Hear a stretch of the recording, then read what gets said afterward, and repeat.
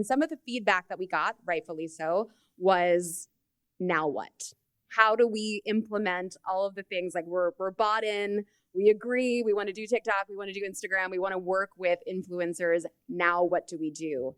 And so that's what we're really here to talk about today is the hows of social media and influencer marketing. So we're going to be going through some best practices using our self-created marketing playbook.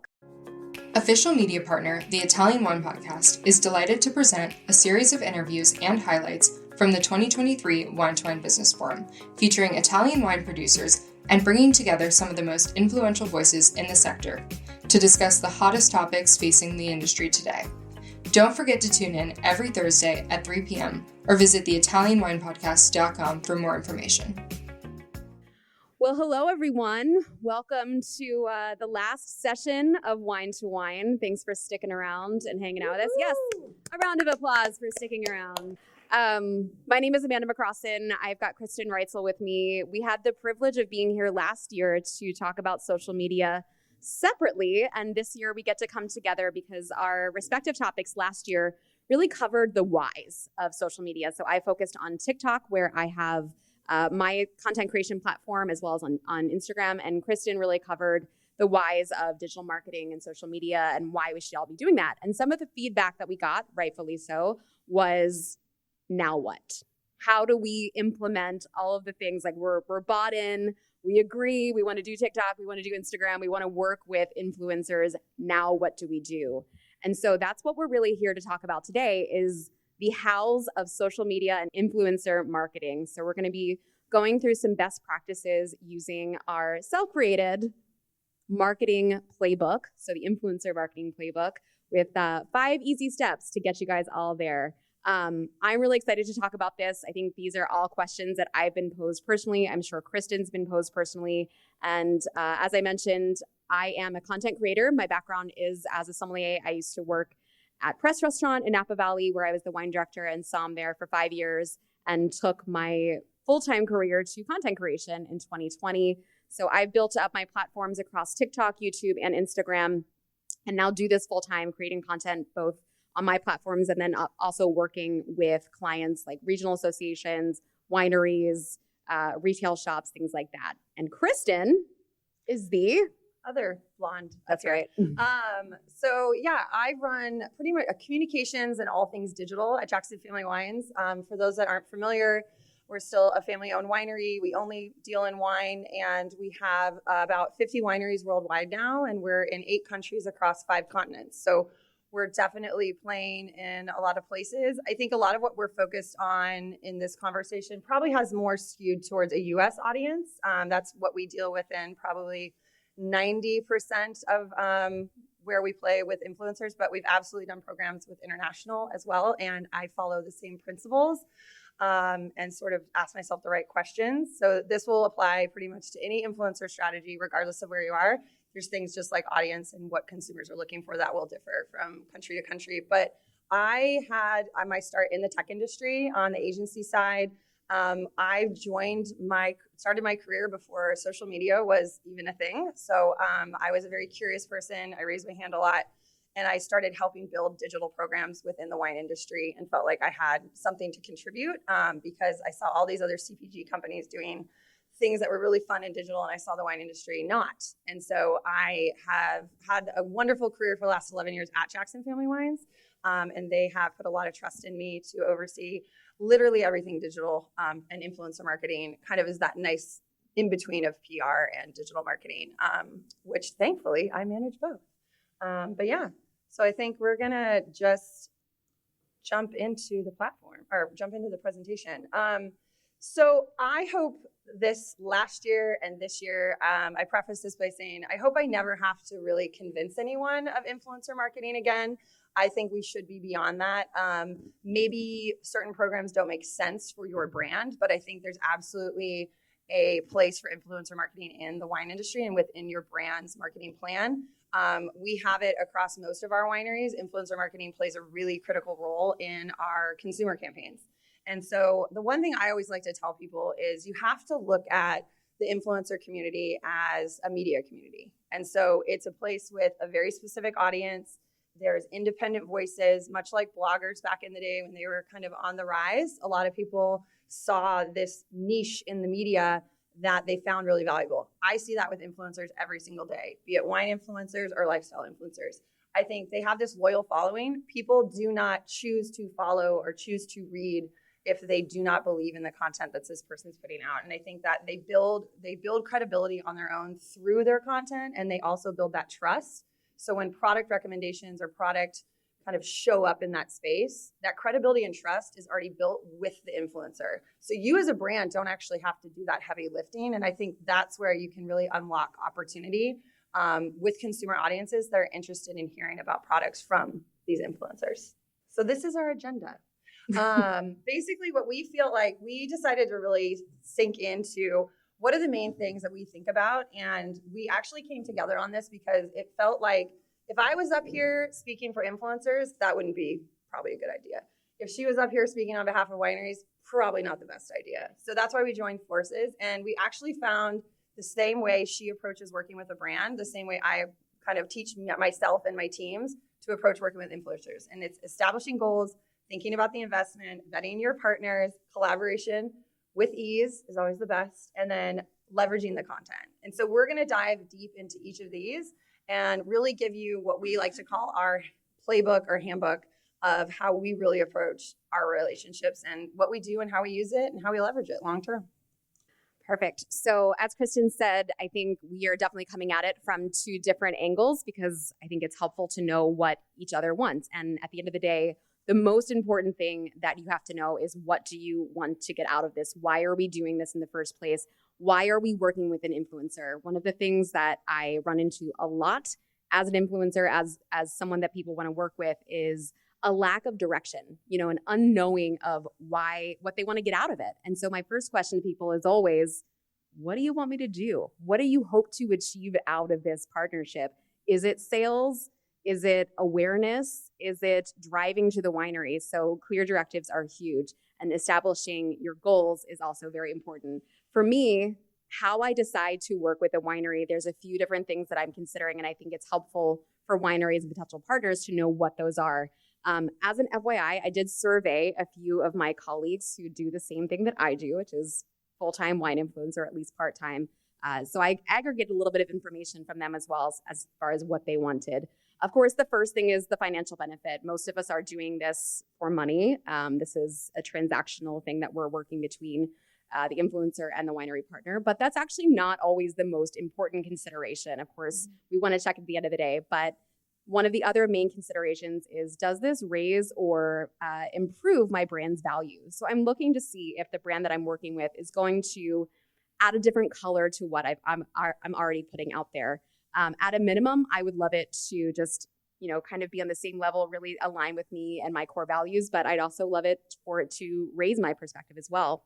And then the other thing that I think is the most important, probably more important than any of the other two, is the value add for my audience. Is this product or is this thing that I'm talking about going to be valuable to the people that I'm speaking to? Meaning, is there a takeaway that they can get from this? Is this an event or an experience that I think that will behoove them? Is this a product that will behoove them, that will resonate with them?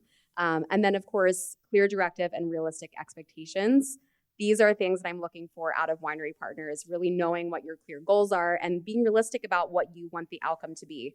I would love to deliver all of the wine sales to you. I would love to do that, but we have to be realistic about what's actually going to happen. So when we first start to consider working with each other, those are things that I'm considering, as well as, am I going to be able to retain my own autonomy and personality within this partnership?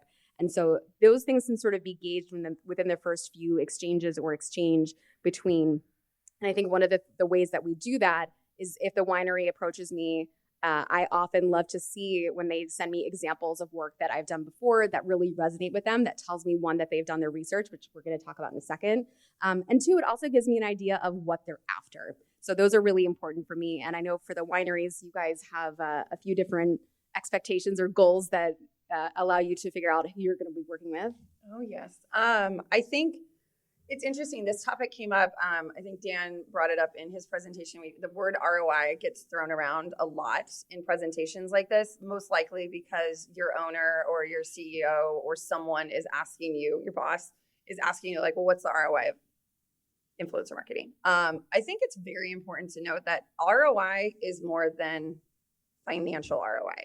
There's ROI can be reach, engagement, looking at all those metrics that we measure for digital marketing campaigns. I mean, likes, shares, comments, those are all things that have a brand awareness opportunity. And we believe very strongly in top funnel campaigns. We believe brand awareness does lead people to the product.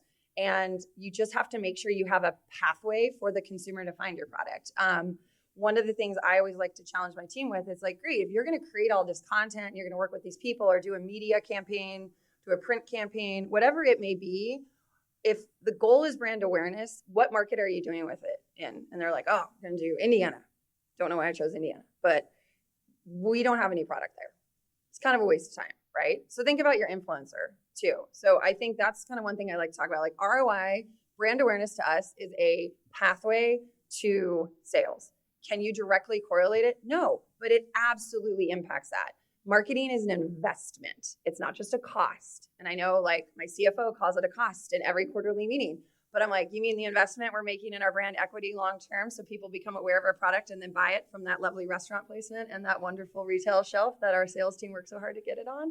That's the kind of mindset we have to have. So ROI can be things like building awareness. That's a big reason we work with a lot of influencers, like going back to that built-in audience, trusted, credible voice. They're doing a lot of the heavy lifting for us.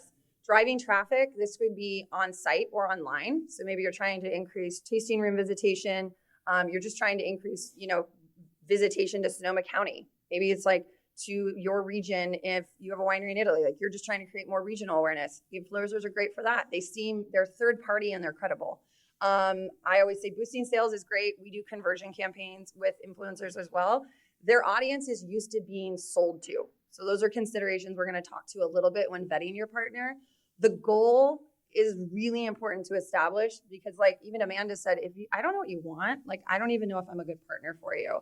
The last one is the engagement thing. I think that we're going to get into it a little bit, but like you have to own that engagement as much as the influencer. So like being a part of that post, engaging with the content, you should always, community management is a very important thing. A lot of wineries sort of forget to do on a daily basis, but it's critically important to your success.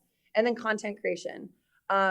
Wineries spend thousands of dollars a year on photographers, videographers, video editing, photo editing. And I think it's really important to understand that creators do that for you. And a lot of times you can utilize that content for your own platform. And sometimes I'll have them create 25 pieces of content. We only collaborate on 2, but then I do get usage rights to the rest of it. And it benefits both parties long term. So they're very talented at creating content. There's a lot of ways to work with us. Yeah. So, but goals, right? Like know what your goal is. Like, what are you trying to accomplish? Because if you don't know that, then you got some other work to do. You got to go back to the marketing plan because the influencer is not going to do it for you. And you actually probably don't want them to because they're going to do what they think is good for them, which is fine. Yeah. Yes. So we can talk a little bit about investment. So Amanda told you most influencers do require some financial support to work with them. Are there influencers? Compensation, financial support, however you want. So compensation. So it's like contracting a photographer, contracting a videographer, contracting any type of creative person. Very important after you've established your goal, like, do you have a budget? If the answer is no, be upfront about that. If you do have a budget that's very set, let them know that as well. And then sometimes you can work, sometimes you may be way too low for them and that's okay. Maybe some budget will come around the next time, but like just be upfront about your budget. But most importantly, like know your budget and know that for the most part, if you're working with established creators and influencers, they're probably going to require a budget to do work. And I know Amanda's going to get into a little bit of the why. And then the consumer audience. I think I put the consumer first. I jokingly have this poster in my office from a very old movie called Tron, and it says, I fight for the users. The users to me are the consumer. Everything I put in front of myself, I think, is this going to resonate with my current consumer or the consumer that I'm trying to reach, retain, and convert? So you have to really think about that. So your audience has to match their audience. And I get this question a lot from influencers of like, well, what is your brand's demographics? Right? And then if I tell them like, this is my brand's demographic, but this is the growth audience that we're trying to reach, they also know their demographic. So sometimes they're trying to evaluate like, is this really a fit for me? So know your target consumer. And then part of the vetting process will also be like, is this influencer's audience the right audience for my brand? Knowing what my goals are. Well, and going back to your budget for a second, I think this is a big topic, right? Because I think a lot of wineries and partners don't necessarily know what influencers charge. And to be perfectly honest, it's a wide scope, right? We all charge different things. Like I said, I surveyed across the board. Rates were everywhere from $500 a post all the way up to $5,000. I can tell you I land sort of somewhere in between that. And it does depend on the scope of work, which is why I said initially clear directives are incredibly important. Now, there's a couple considerations that you can make and a couple ways to make this process a little bit easier. Number one, if you have a budget, if you know that you're going to be able to pay an influencer, one of the first things that you should do is in the subject line, paid opportunity or paid partnership. This signals to me that you're not just reaching out to send me samples or for trade or something like that. It indicates to me very clearly that there is budget for this project, and now we can come to the table with some sort of negotiation. When asked if on preference of an initial budget stated, 75% of the influencers responded that they would prefer an initial budget to be stated. Additionally, most people, when an initial budget is stated, if it were below where the budget should be for them or what their rates normally are, they said they would come back to the table and start negotiations. So it's always a place for conversation, but I think it's clear and it just streamlines if you say, hey, this is a paid opportunity. Because a lot of times what happens is the wineries email or the partners email and they say, hey, we'd love to do this. And there nowhere in the email does it say that we have a budget for this. And so there's an additional email that has to happen saying, do you have budget? What is it? And so it's a good way to stream. 75% also of the influencers that I surveyed also have rate sheets. So another easy thing to ask is, do you have a rate sheet or a rate card, as well as a media kit? And this will give you insight into, as Kristen just said, your target consumer and demographic. These should be early things that information that you're collecting in order to figure out whether this is going to be a good investment for you. And most of us have that. I have a media kit. I'll never send a rate sheet, but I will give shit. Great. We're off to a fantastic start. But I will send you a sort of ball. They're garbage. Yeah. I'll send you a sort of ballpark, but I'm interested in scope of work first and foremost. And, the rates can change. And I will also say that for me, I want to do this for the right price for you. I don't want to gouge people. I just want to make sure that my expectations, your expectations are all aligned together. And a lot of times what can happen is I can bundle things together. So my pricing for Instagram stories together with a couple of reels can actually bring that total price down. So if I were to send you a rate sheet that said one reel, $3,000, Instagram stories, $1,500, if we do that together over the course of a long period of time, because I know that's what you want, I can start to maneuver pricing in a different way. Channels and activation types. This goes back to, knowing exactly what you want out of this. All of our channels perform differently. TikTok does different things. I mean, I get asked all the time, do you prefer TikTok over Instagram? Do they do different things? They absolutely do. They reach different. I just asked her this question. They reach different audiences, and the media kit should tell that. And for Kristen, I know you generally have a preference. Yeah, I mean, we do and we don't. I think that one should know probably the platforms that your influencer and you're about to reach out to is on. The one thing I always like to tell people is we as wineries are very highly regulated because we are alcohol, particularly in the US. It's a little different globally, but there's things that we just cannot do. We cannot say, we cannot tag, we cannot even show a bike because that's encouraging drinking while riding a bike. So there's no idea. It's really fun. So there's this very long list of rules that the wine and alcohol beverage companies cannot do on Instagram. Or social media? People break the rules all the time. Just don't get caught. One of those things is actually alcohol brands aren't actually allowed to be on TikTok right now. They're figuring that out, but guess who are? Influencers. And so there's opportunities to also have influencers create content in places we legally cannot. They can also point people to retailers. They can also like highlight different things. They can say different things. They can perform content in a way that we are not allowed to as a winery. So I think like, yes, know the platform. Knowing your consumer is the way to know probably what platform you're going to gravitate towards. And the goal will also tell you that, because the type of content you might be creating, Amanda might say, actually, that's content that would be way better for TikTok. Instagram content is more better in this format. So you got to think about more better. It's great. Yeah. But yeah. And I know you went into the add-ons, and just think about the opportunities that influencers can do and say things that wineries are not allowed to. Right. And there's also different activation types. I think we all think of like kind of what I'm doing right here in this this video, screenshot of a video, which is a very common video that I do, me face to camera with a couple bottles of wine. And I'm talking about wine in some capacity. That is, this particular video is a video that I did with the Napa Valley Vintners to promote an event that they were doing. And the video was really just about, should you age your wines? And it lent itself to the topic that they were talking about. But these are not the only types of videos and activations that you can be doing with influencers. Events are a great way to work with influencers, both paid and just being invited to events. Alicia's here, so I'll talk about like Lambrusco did an amazing job this past year at bringing influencers and media together for a great activation that was on the Eiffel Tower. It was very over the top, very Instagram worthy, and an awesome way to work with the region and be shown exactly how those wines can work in these settings. And so for me, it was a great takeaway, not only from a learning experience, but it was also a value add for my followers who were watching along the way, to get to see how Lambrusco can actually play in a Michelin-starred restaurant on the Eiffel Tower.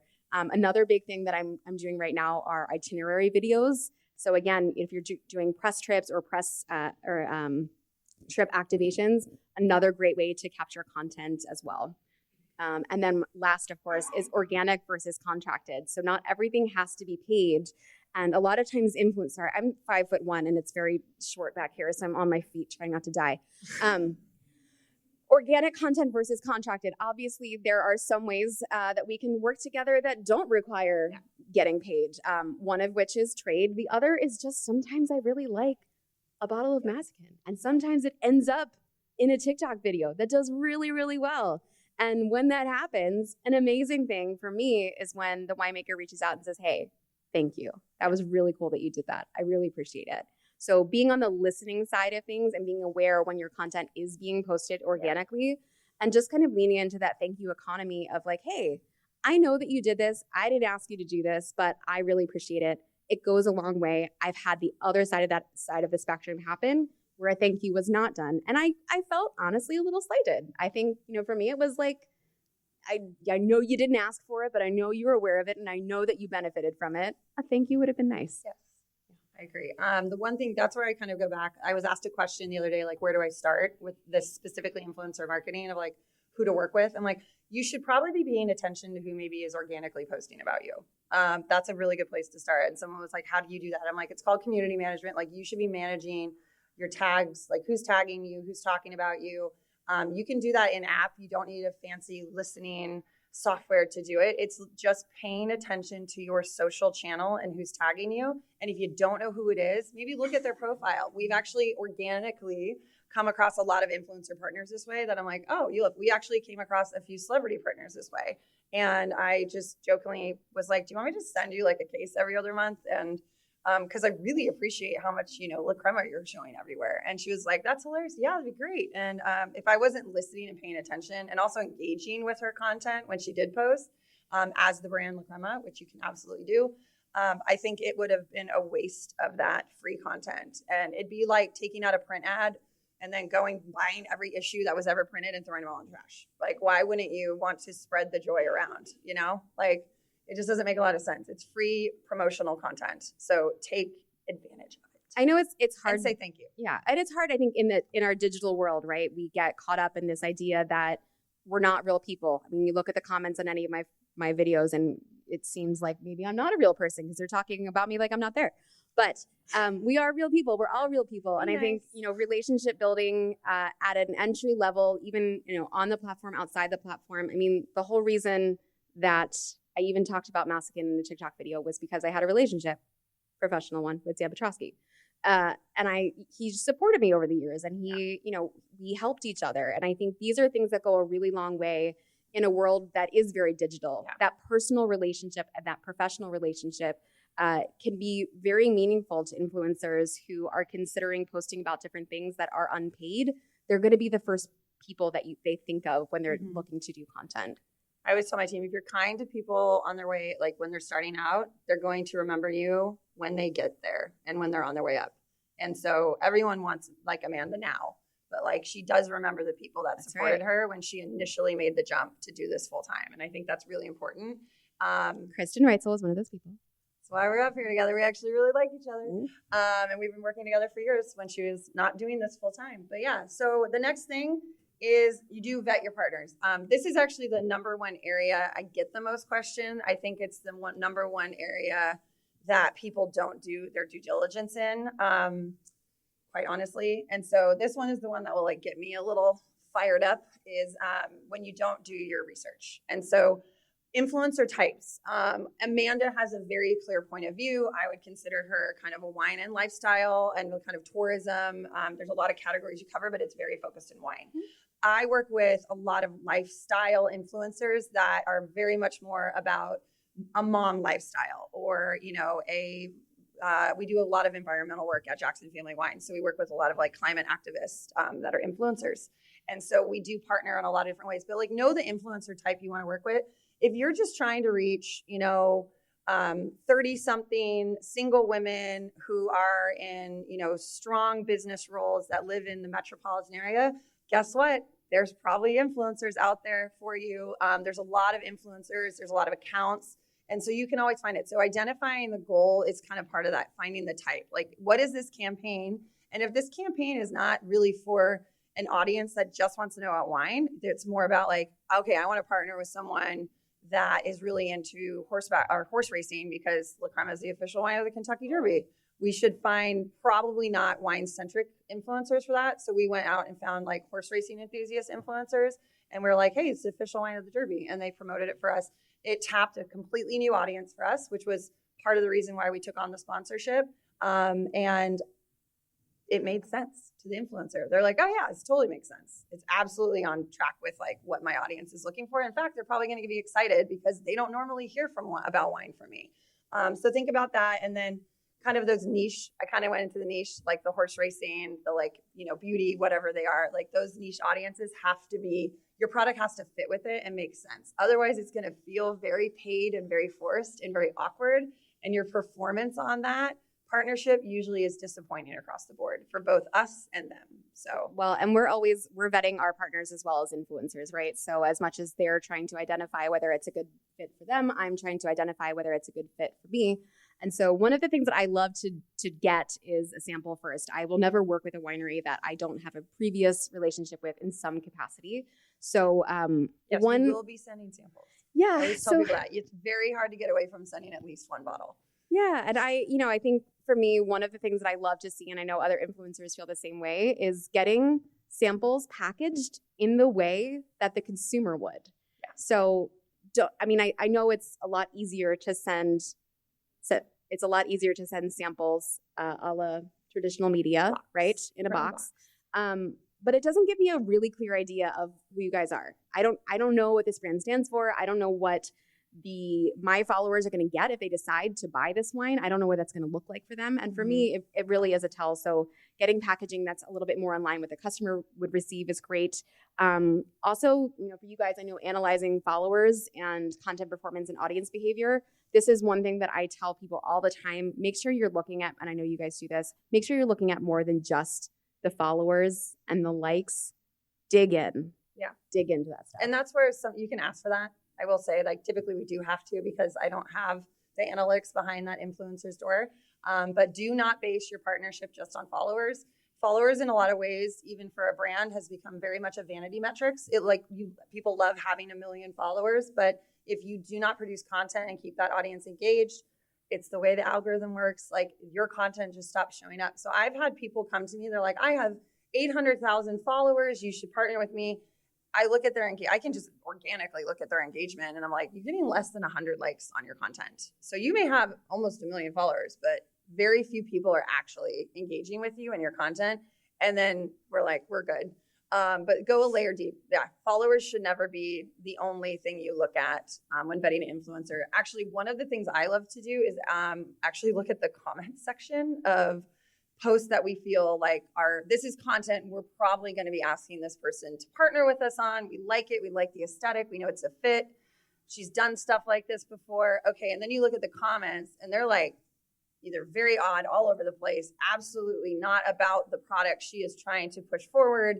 It's much more about her shoes or the background and things like that. And you're like, oh, well, your audience seems to really be more about you and not all these products you're trying to push. So once again, I don't know if this is really going to be a good fit for us, but comments can be very telling. I think there's a lot of people in here that have probably seen an article on social media and they just go directly to the comment section just because they're like, let's see what craziness is erupting here. And it can be very telling of like, not the article necessarily that is written, but like the actual audience. And when I see an audience flip out at content, so first of all, I'm like, be it a magazine or anything, I'm like, clearly not your audience. Like you wrote an article that was like hitting in a weird way. So I think that you have to you just dig in.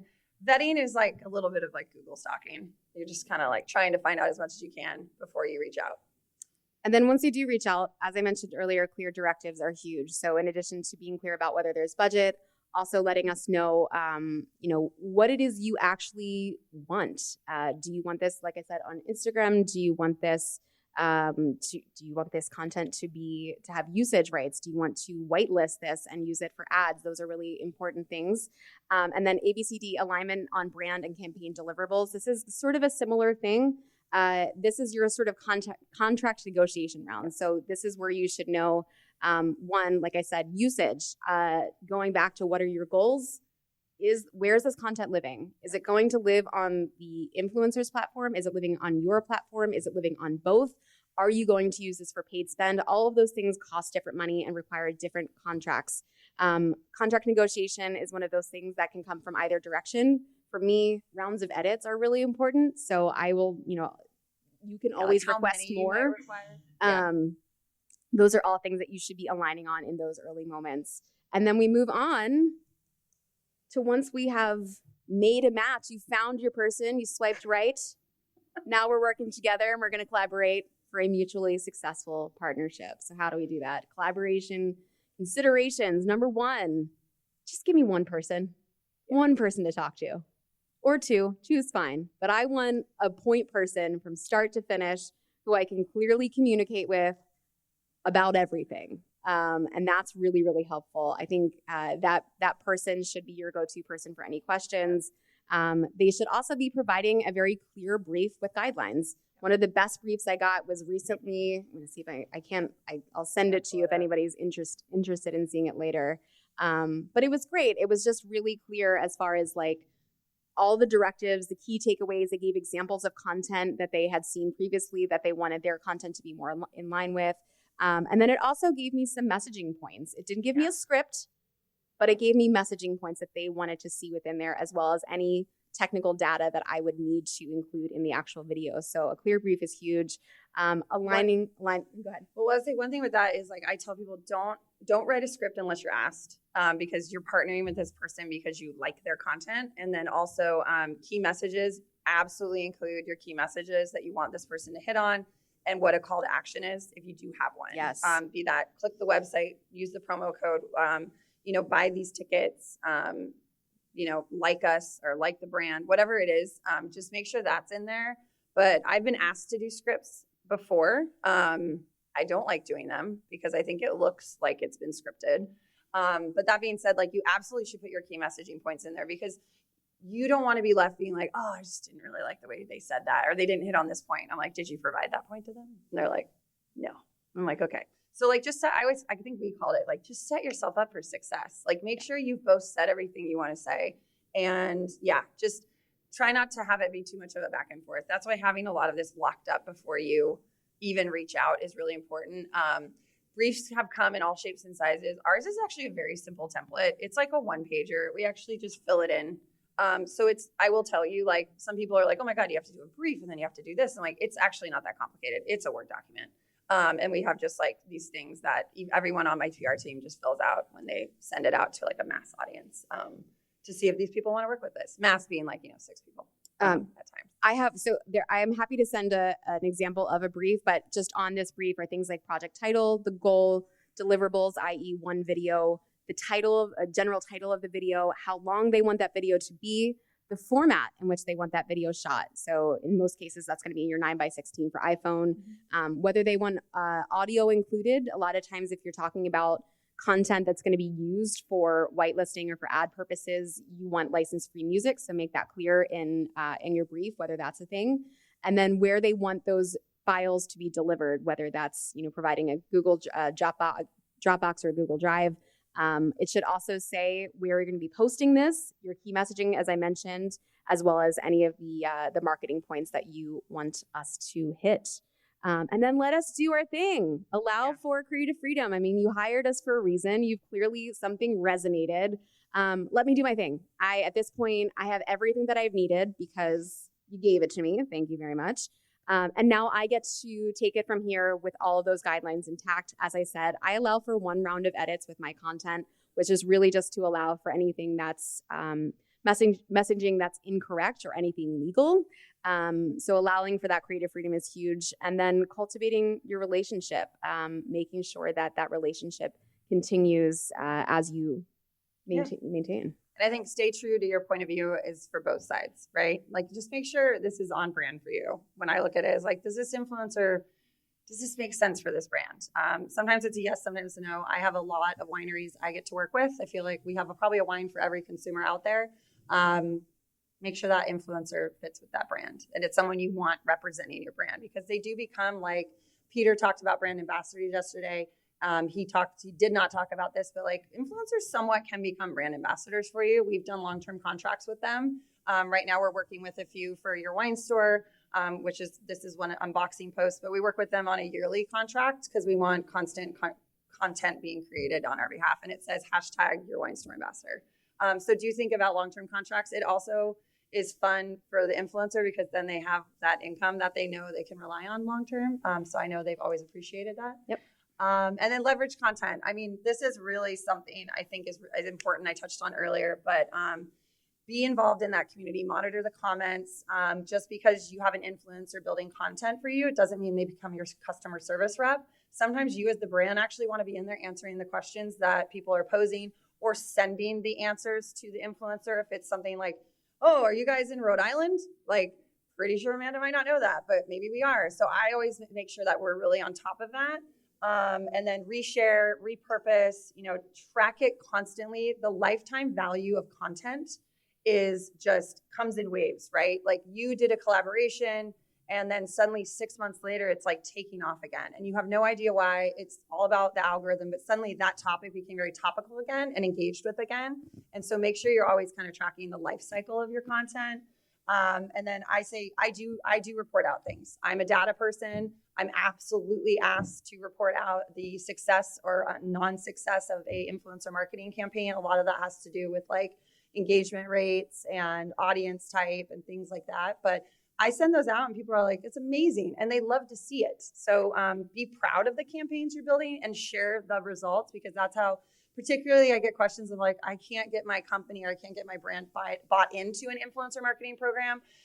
Just try to get them to let you do one, but then just make sure you're sharing that out just like you would any type of media, right? Like a great ad or a great headline in the New York Times. Like be proud of that content. Honestly, it's usually more fun than some of the content we send out. So, and then they start following people. But yeah, I think that it all comes down to those kind of steps that we walked you through. And it's not rocket science. I just think there has to be a formula to something. And if you go with it, don't overcomplicate it. It doesn't have to be a 30-page PowerPoint or 30-deck PowerPoint presentation. Like I said, Word doc, we're a relatively large company. And yes, our scope of works are Word documents that are 1 pages. Yeah, this is leveraging the content is probably the step that I think gets lost and forgotten about the most on my end. As Kristen said, a lot of times people are looking for the products that I am talking about. And I can't tell you how many times I've gone into partnerships saying, hey, make sure that when this goes live, there's a place for people to figure out how to buy this product. Yeah. And Pathway. too many times we run into a situation where there is no pathway to find this product or purchase this product, and it's a problem, and it makes me look bad.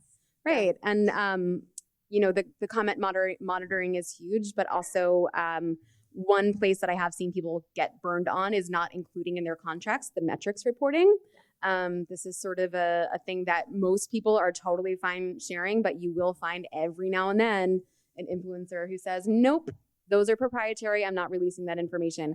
Get that in your contract. Make sure that's in there. Metrics reporting specifically, we want to see everything. We want to see the reach. We want to see the impressions, shares, saves. We want to see screenshots of that, and we want it within 1 week of posting. This is very standard stuff. Do not forget to include this in your contracts. It's huge. I'm just doing a time check because I don't like to questions, but these are our key takeaways. As you see a lot of slides that say key takeaways, but it's really just about, there is value in working with influencers.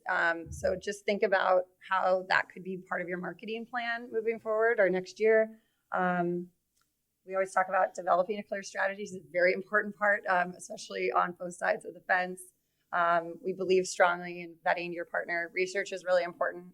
You wouldn't pitch a French wine to a publication that explicitly tells you they only cover Italian wine. Kind of the same with influencers. You can vet them in the same way. And hey, if you think that we're a fit and we don't appear to be a fit, sell me. Let me tell me why you think I'm a fit. Yeah. I'm open. Yeah. Leverage the content. We just really dug hard into that. And I think please do that. I can't stress that enough. And then continue to strengthen the relationship. Like I said, Amanda and I are up here because we actually have a long history together and a relationship. We've worked together in multiple different ways. And the life cycle of that content is only just getting longer and longer and longer. So stay in touch with people. I think that this is an industry built on relationships. And I think influencers are just as valuable to you as media, traditional media, bloggers, restaurant buyers. And I think if you start looking at them that way, and that's what I've really trained my team to do, and that's the mindset I approach, you really start seeing that value unlock so quickly because it's a partnership. And it's a good one, and it feels good at the end of the day. Yeah. All right. That's a wrap on 2023 Wine to Wine. I always feel like there should be cocktails in here after. I feel like at the end there should be a drink. I want a confetti cannon. Yeah. Well, thank you, everyone. Thank you very much. Listen to the Italian Wine Podcast wherever you get your podcasts. We're on SoundCloud, Apple Podcasts, Spotify, Himalaya FM, and more. Don't forget to subscribe and rate the show. If you enjoy listening, please consider donating through ItalianWinePodcast.com. Any amount helps cover equipment, production, and publication costs. Until next time, cin cin.